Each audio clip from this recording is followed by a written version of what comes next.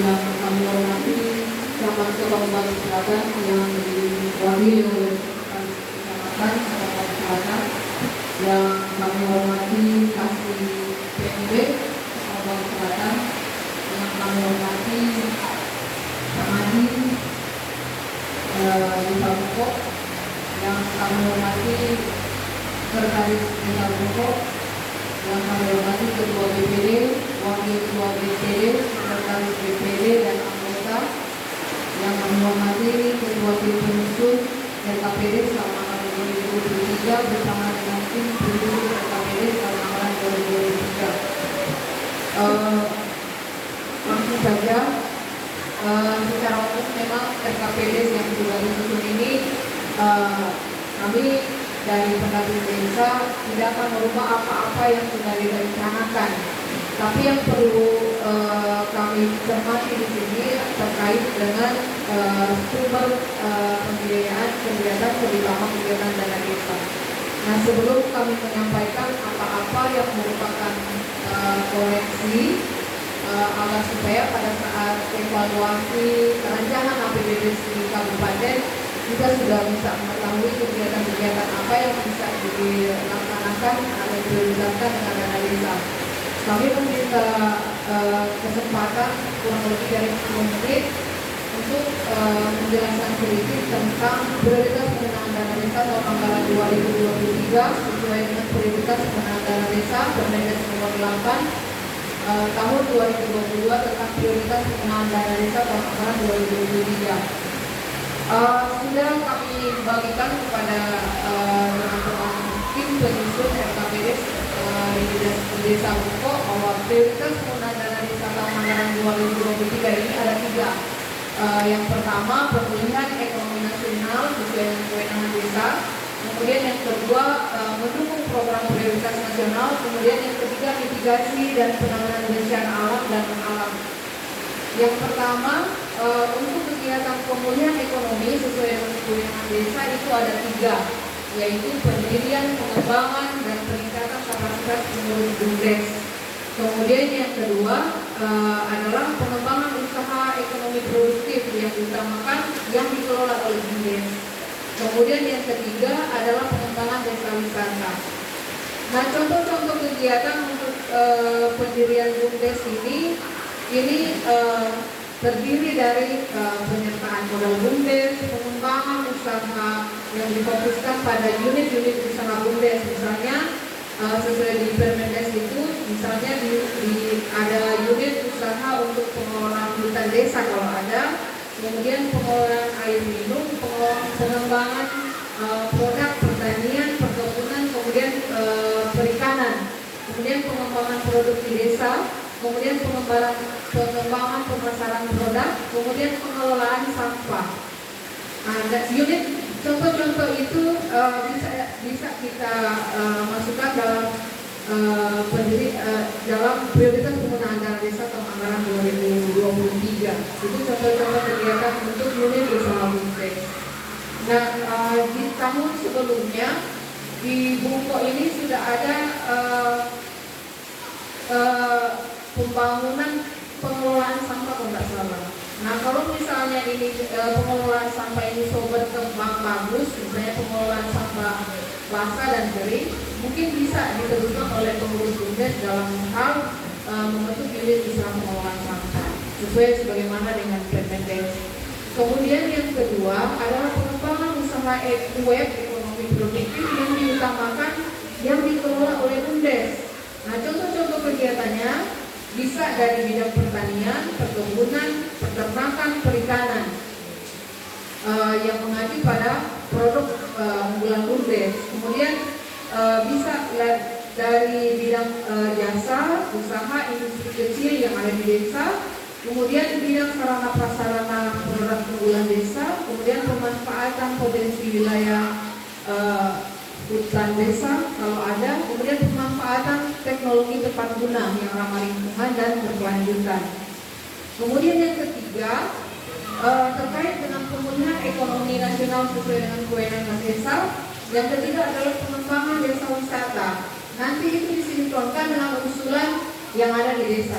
Nanti itu disinkronkan dengan RKP yang ada kalau ada. Yang pertama adalah pengadaan, pembangunan, pemanfaatan, pemeliharaan sarana prasarana desa wisata. Kalau misalnya di desa ada desa wisata, misalnya pembuatan gazebo, pondok wisata, homestay, atau rumah tinggal sementara atau kios dermaga. Kalau desa itu ada desa wisata. Kemudian promosi desa wisata, kemudian pelatihan pengelolaan desa wisata, pengembangan investasi desa wisata, pengembangan kerjasama antar desa wisata, kemudian pengembangan desa wisata lainnya sesuai dengan desa. Jadi dari kalau kami informasikan bahwa dari 6 desa di Kota Mubagul Selatan ini ada salah satu desa yang sudah mulai mengembangkan desa wisata, yaitu Desa Boyawa Besar 2. Di situ mereka membangun pemandian air panas. Itu sebagai informasi. Kemudian yang kedua, penggunaan dana desa terkait dengan mendukung program prioritas nasional. Ini ada 9. Yang pertama itu adalah perbaikan dan konsolidasi data SDGs dan pendataan desa melalui IDM atau Indeks Desa Pembangunan. Terkait dengan SDGs, memang perlu kami informasikan bahwa di akhir tahun 2021 kita sudah melakukan pendataan SDGs. Tapi hambatannya di sini adalah data SDGs itu belum terinput 100%. Sehingga kita memasukkan anggaran perbaikan data SDGs itu berdasarkan data yang sudah terinput. Jadi kalau data yang sudah di data di tahun 2021 itu terinput 100%, maka kita bisa memasukkan di APBD tahun 2023 untuk kegiatan perbaikan data SDGs. Karena di data SDGs yang sudah di data oleh enumerator pada pendata pada tahun 2021 memang banyak kekurangan terutama data terkait penghasilan masing-masing kepala keluarga. Itu yang menjadi hambatan kita saat ini. Sehingga harapan dari kami pendamping desa, pemerintah kecamatan, di saat kita melakukan evaluasi rancangan APBD di tingkat kabupaten, hal yang pertama kali ditanyakan oleh tim evaluasi adalah terkait dengan data SDG. Kita bisa mempersiapkan ini sebelum evaluasi ini dilaksanakan, maka kami sangat mengharapkan bahwa data SDG bisa kita sampaikan di tim evaluasi sampai di mana progres sampai di saat ini. Kemudian itu tentang prioritas penggunaan dana desa yang pertama terkait dengan program prioritas nasional.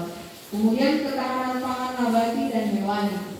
Di Permendes nomor 8 itu kegiatan ketahanan pangan nabati dan hewani itu contoh-contohnya misalnya yang pertama adalah pengadaan bibit atau benih sama dengan tadi yang di RKP, atau pemanfaatan lahan untuk kebun bibit atau benih. Kemudian pengembangan pakan ternak alternatif kalau ada sesuai dengan usulan yang ada. Kemudian pelatihan budidaya pertanian, perkebunan, kehutanan, peternakan dan perikanan.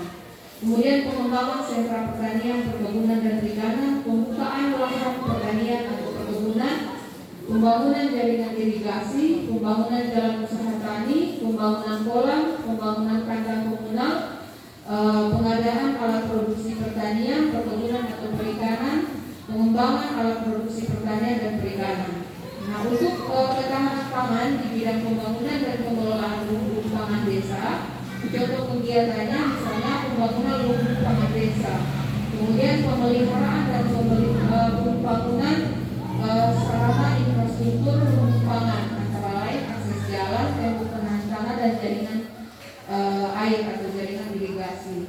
Ini kalau kita lihat di Kemang Baru, kalau untuk lumbung pangan itu kalau orang di Kemang Baru ini cocok di persawahan. Jadi kita bisa mensinkronkan RKP kalau misalnya ada usulan ketahanan pangan, kalau misalnya ada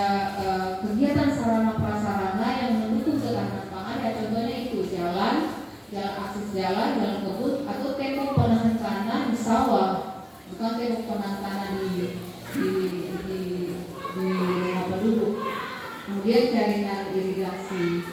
Kemudian yang selanjutnya adalah pengelolaan pasca panen, pengadaan alat DTG, pelatihan pengelolaan hasil panen, pengembangan jaringan, pengembangan usaha yang bergerak di bidang pangan, terutama yang di BUMDes, kemudian penguatan ketahanan pangan lainnya.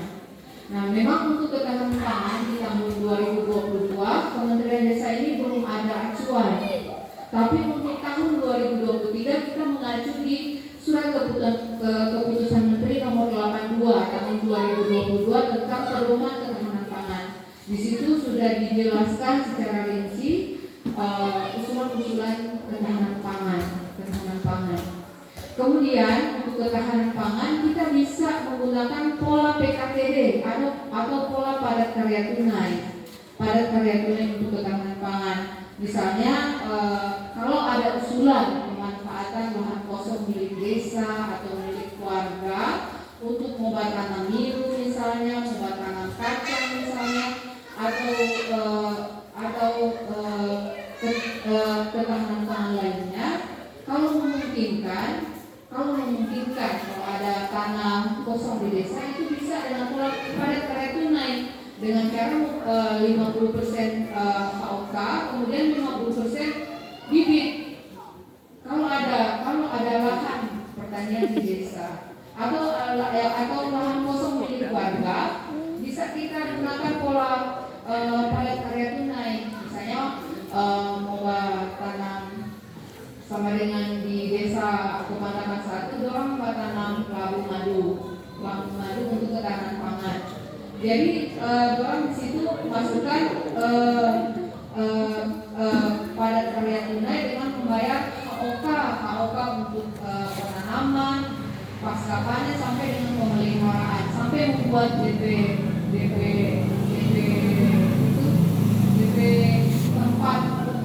tempat itu.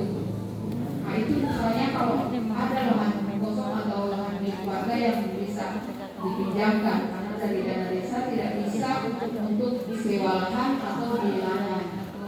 Itu untuk ketahanan pangan. Kemudian yang ketiga adalah pencegahan dan penurunan stunting. Nah, di Permendes nomor 8 itu contoh-contoh kegiatan selain yang sudah dilaksanakan desa, yaitu pemberian makanan tambahan dan kegiatan-kegiatan lain, yaitu misalnya kegiatan pelatihan kesehatan ibu anak, penyuluhan, pemberian makanan tambahan, pengadaan tikar pertumbuhan, penyediaan air bersih dan sanitasi, kemudian perlindungan sosial dan peningkatan akses untuk ibu hamil, pendidikan tentang pengasuhan anak, kemudian sosialisasi upaya pencegahan perkawinan dini, pendaya gunaan lahan perkarangan keluarga atau tanah kas desa untuk pembangunan kandang atau kolam dalam rangka penyediaan makanan yang bergizi bagi ibu hamil, balita dan sekolah. Nah itu yang tadi saya sebutkan, kalau ada lahan milik keluarga atau milik desa yang bisa dimanfaatkan untuk pembangunan kebun desa untuk makanan bergizi dan untuk ibu hamil. Kemudian peningkatan kapasitas bagi kader posyandu, KPM dan tenaga pendidik PAUD atau usia dini. Kemudian pemberian insentif bagi kader posyandu, kader kesehatan lain dan KPM, dan kegiatan pencegahan penurunan stunting lainnya. Nah itu kita simpulkan dengan surat yang ada dari pemerintah kota terkait dengan pencegahan stunting. Kemudian selanjutnya adalah peningkatan kualitas sumber daya manusia warga desa.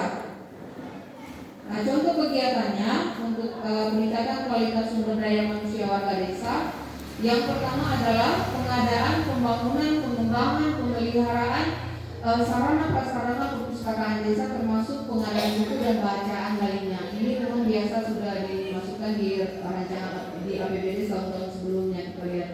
Kemudian pengadaan, pembangunan, pengembangan, pemeliharaan sarana prasarana pendidikan usia ini, termasuk pengadaan buku, peralatan belajar dan wahana permainan. pengadaan wahana permainan untuk di PAUD itu bisa lewat dana desa. Kemudian pengadaan, pembangunan, pengembangan dan pemeliharaan sarana prasarana taman belajar keagamaan. Ini kalau di desa belum ada sarana untuk belajar keagamaan atau tanpa mengaji. Biasa di desa lain mungkin kalau di desa biasa taman belajar keagamaan itu di masjid orang di sini, tapi disesuaikan. Kemudian pengadaan, pembangunan, pengembangan, pemeliharaan sarana dan prasarana olahraga. Jadi tahun ini ada yang baru, pengadaan, pembangunan, pengembangan, pemeliharaan sarana prasarana olahraga. Jadi itu bisa masuk di prioritas penggunaan dana desa. Saya rasa kalau untuk pemeliharaan sarana prasarana olahraga, kita lihat apakah lapangan olahraga bulu tangkis atau pemeliharaan sarana prasarana yang sudah ada atau penimbunan lapangan. Saya rasa itu masuk di sarana prasarana olahraga. Tapi yang perlu diperhatikan itu untuk kegiatan sarana prasarana olahraga nanti konsolidasi dan evaluasi apakah itu pengadaan kaos biasa yang di APBDes itu masuk di sarana prasarana olahraga atau tidak. Tapi di Permendes itu disebutkan ini pengembangan, pembangunan, pemeliharaan sarana dan prasarana olahraga adat dan budaya. Kemudian bantuan insentif pengajar pendidik anak PAUD, TK, kemudian taman belajar atau pusat belajar masyarakat. Kemudian bantuan biaya operasional untuk kegiatan perpustakaan PAUD dan taman belajar keagamaan. Kemudian kegiatan peningkatan kualitas sumber daya manusia lain yang diputuskan dalam musyawarah desa. Kemudian penggunaan dana desa untuk prioritas yang kelima, prioritas nasional yang kelima adalah peningkatan keterlibatan masyarakat secara menyeluruh dalam pembangunan dan pemberdayaan masyarakat desa.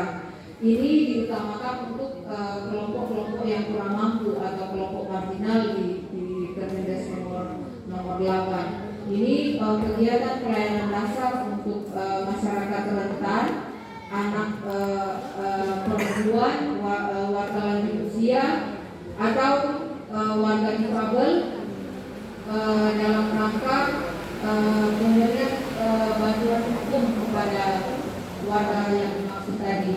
Kemudian penguatan nilai keagamaan, pendataan penduduk rentan yang tadi disebutkan tadi, warga lanjut usia, suku,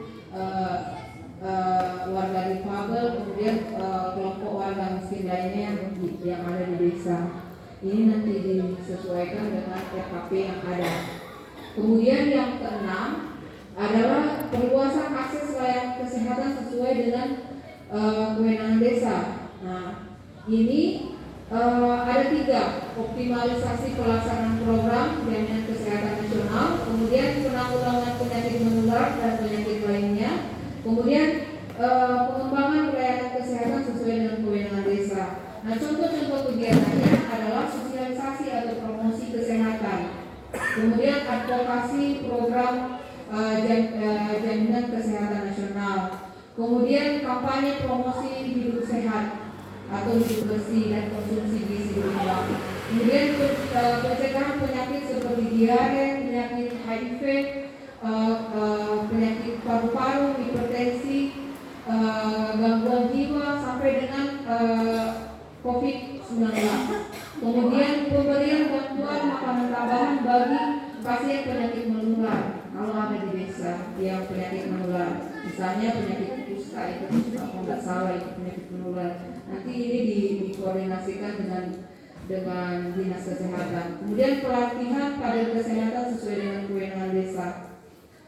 Contoh-contohnya yang lain adalah pencegahan atau sosialisasi penyalahgunaan narkotika, kemudian penyuluhan atau sosialisasi tentang bahaya narkoba, kemudian pelatihan relawan atau penggiat anti narkoba, kemudian penyebaran informasi tentang penyalahgunaan narkoba. Kemudian untuk kegiatan lainnya yaitu pengadaan, pengembangan, pemeliharaan sarana prasarana posyandu atau puskesdes. Kemudian bantuan operasional untuk tenaga medis yang belum memiliki akses layanan kesehatan. Kemudian insentif kader kesehatan. Nah, itu untuk contoh-contoh kegiatan perluasan desa akses layanan kesehatan sesuai dengan kewenangan desa.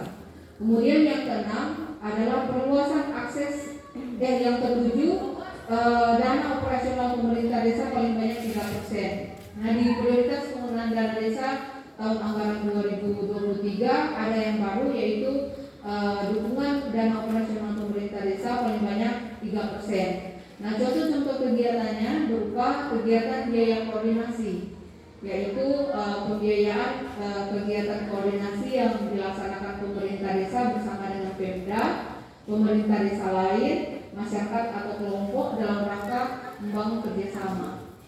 Kemudian biaya penanggulangan kerawanan sosial masyarakat atau pengamanan. Nah, contoh-contoh di 3% itu penanggulangan kerawanan sosial yang disebabkan oleh musibah.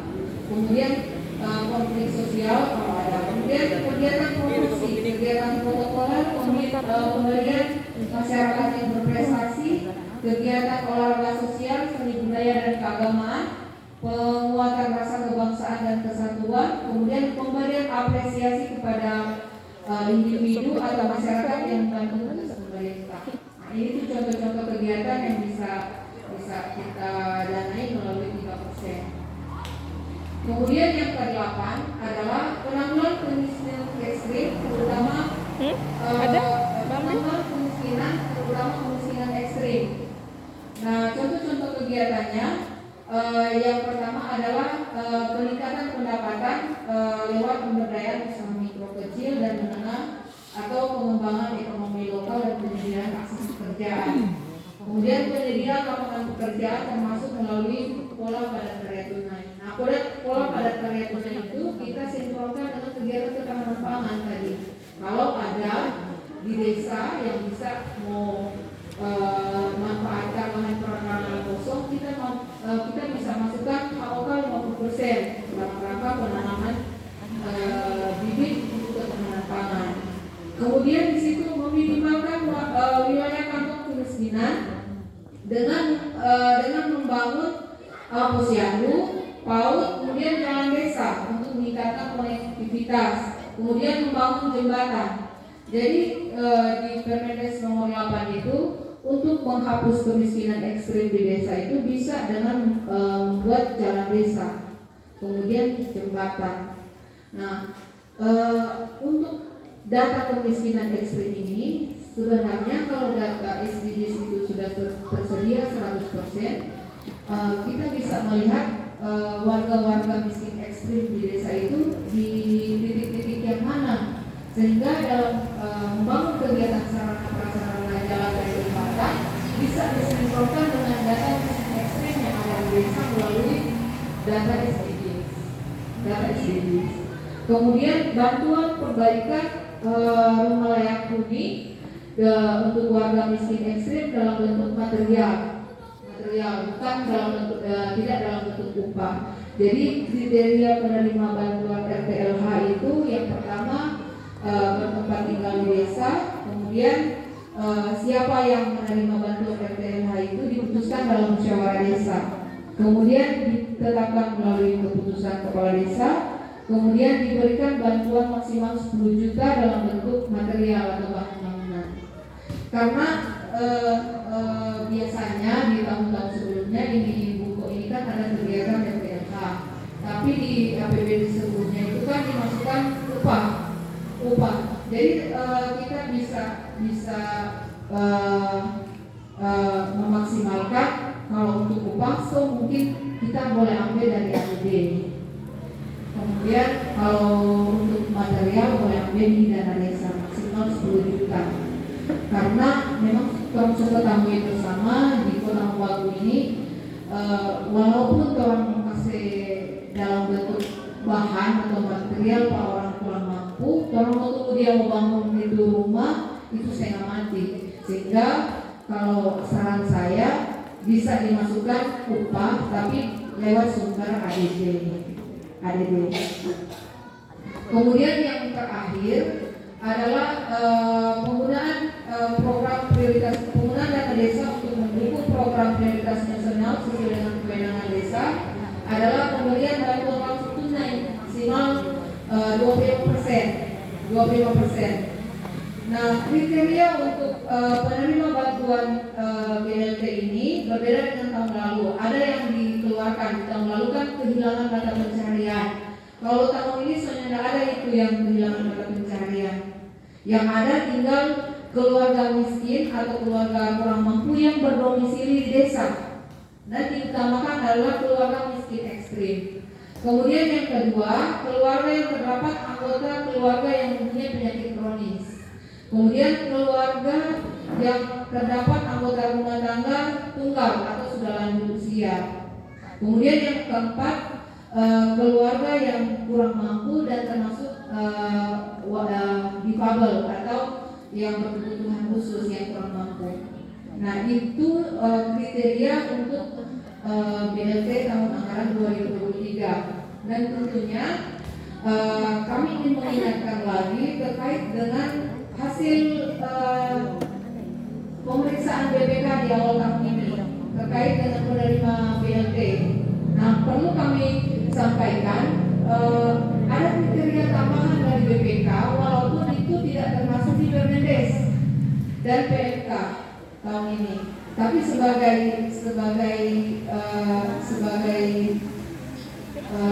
referensi saja, di temuan BPK itu tahun ini temuannya ada kriteria perlu diperhatikan suami atau istri yang punya usaha.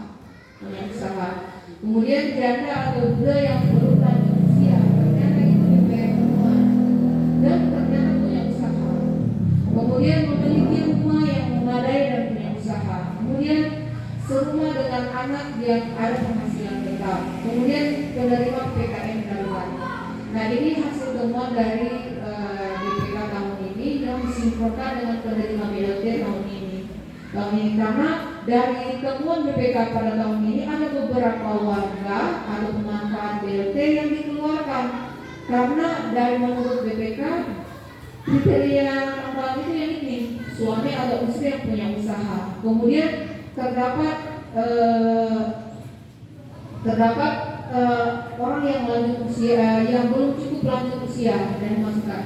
Nah, ini sebagai tambahan kita dalam evaluasi penerima BLT di tahun 2023. Tentunya kita nanti pada saat Pagu Dana Desa tahun 2023 ini keluar, sebelum perancangan APBD dievaluasi di tingkat kabupaten, nanti di desa akan ada musyawarah desa penetapan kriteria penerima BLT tahun anggaran 2023. Dan tentunya kami harapkan dalam penentuan berapa persen penerima BLT ini kita mengacu pada Permendes nomor 8. Tidak ada lagi ceritanya mau tentukan misalnya untuk tahun ini 10% gitu untuk penerima BLT atau 15% gitu. Yang perlu kita perhatikan adalah jangan sampai ada warga yang kurang mampu atau berhak menerima itu tidak dimasukkan karena sudah dibatasi oleh desa bahwa tahun depan untuk penerima BLT cuma 10%. Padahal di aturan itu maksimal 25%. Jadi 24,99% itu masih bisa, tapi tidak bisa melewati dari 25%. Kemudian prioritas penggunaan dana desa yang ketiga adalah mitigasi bencana alam dan non alam. Nah, untuk mitigasi bencana alam dan non alam ini, kalau kita lihat di prioritas penggunaan dana desa ini ditujukan terutama untuk desa-desa yang rawan bencana. Nanti ini disesuaikan dengan adanya desa. Kalau di desa biasanya ada tiap tahun ada rawan banjir atau rawan gempa, itu dimasukkan di mitigasi bencana alam dan non alam. Dan tentunya untuk mitigasi bencana non alam itu masih masuk prioritas kegiatan COVID, karena untuk COVID ini belum dicabut oleh pemerintah pusat maupun pemerintah daerah. Tapi kita sambil menunggu PMK, Peraturan Menteri Keuangan tentang pengelolaan dana desa tahun anggaran 2023, karena PMK tahun ini keluar tanggal 16 Desember 2021. Jadi bisa dipastikan PMK ini nanti keluar di bulan depan. Nah, nanti kita sesuaikan dengan PMK yang ada, karena PMK yang mengatur berapa persen untuk pencegahan COVID dan berapa persen untuk ketahanan pangan. Kalau kita lihat di rancangan APBN tahun 2023, itu yang masuk itu cuma 3%, dukungan operasional 3%, dan pencegahan atau pengurangan kemiskinan ekstrim.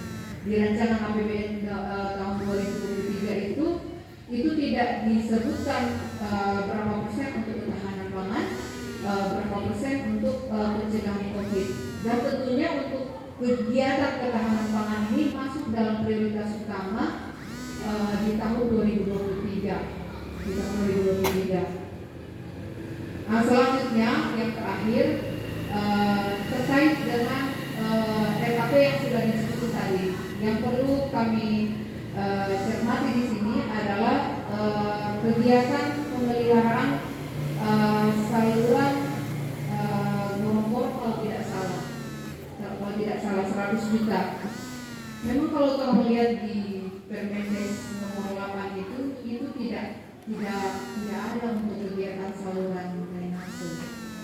Yang ada di Permendes nomor 8 itu terkait dengan penghapusan kemiskinan ekstrim di desa dengan membangun pembangunan prasarana, dengan membangun jalan desa, kemudian jembatan.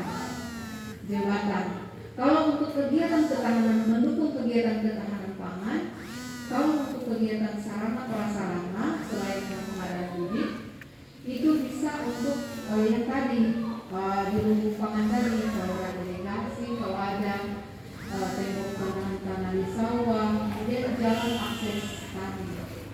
Nah, itu yang masuk di prioritas pengembangan dana desa, terutama untuk kegiatan ketahanan pangan dan penghapusan kemiskinan ekstrim, mendukung kemiskinan ekstrim. Kalau untuk kegiatan drainase itu tidak masuk di prioritas dana desa, dan tentunya di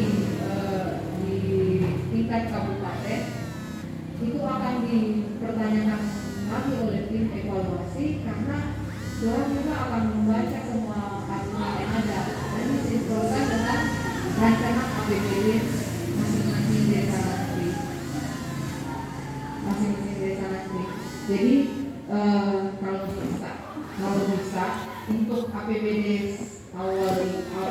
minggu ini, kalau untuk kegiatan drainase kalau boleh kasih masuk di ADB. Kalau untuk kegiatan yang penting masuk di RKP. Kalau misalnya di ADD lagi belum cukup, di APBD perubahan kalau ada kesempatan di APBD perubahan. Biasanya di APBD perubahan itu walaupun untuk kegiatan dana desa, kalau itu anggaran dana desa di tahun ini sudah terpenuhi dan kegiatan-kegiatan yang lain yang ada di RKP belum masuk, yang penting masuk di prioritas kegiatan dana desa, itu bisa kita masukkan di APBD perubahan. Tapi untuk kegiatan di APBD itu ini, untuk kegiatan drainase kalau bisa itu masukkan dulu di ADD. Tolong memahami bahwa memang merupakan kebutuhan desa, tapi di